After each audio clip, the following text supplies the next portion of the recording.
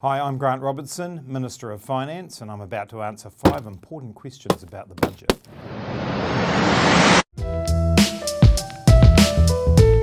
Look, the whole nature of a budget process is there are some things that will get announced on the 30th of May, and obviously we're doing pre-budget announcements as well. But we've been very clear about what the priorities are for the wellbeing budget. They've been out there for some time now. It is around mental health, child wellbeing, improving Māori and Pacifica outcomes, adjusting to the future of work, reaching towards a low carbon economy. So those ideas are out there, but obviously surprises are probably in the eye of the beholder.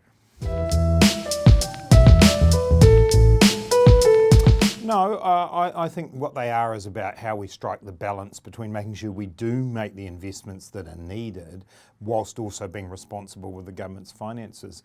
In last year's budget, I think we worked out that we were spending $24 billion more over the 4-year forecast period than the previous government had planned. So we are spending more money, we are investing more, but we're doing that by balancing that alongside what money we leave in the kitty. And I think it's important that we get that balance right. It has to shift around from time to time depending on economic conditions, but we're still investing a significant amount of money.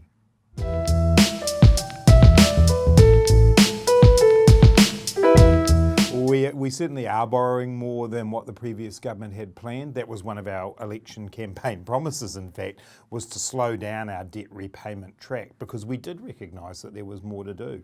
That's what enabled us in the last budget to invest, $750 million in fixing up our hospitals, to be building more schools, to be putting money into things like Kiwi Build and so on.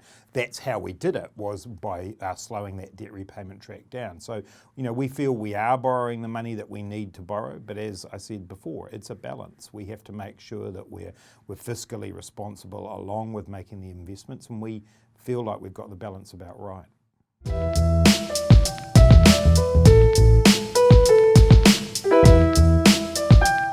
A good example is the work we're doing on domestic violence. We've brought together about 10 different government agencies who work in different aspects of that: police, social development, justice, the Ministry for Women, and they've come together with a joint proposal about how we can address domestic and sexual violence in New Zealand.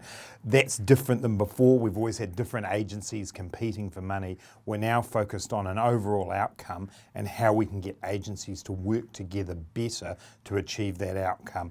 That does represent a pretty significant shift in terms of the way we put budgets together.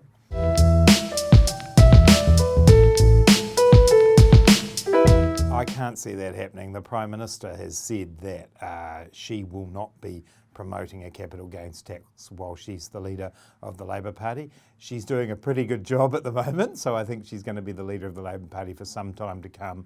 So no, I don't expect that will happen.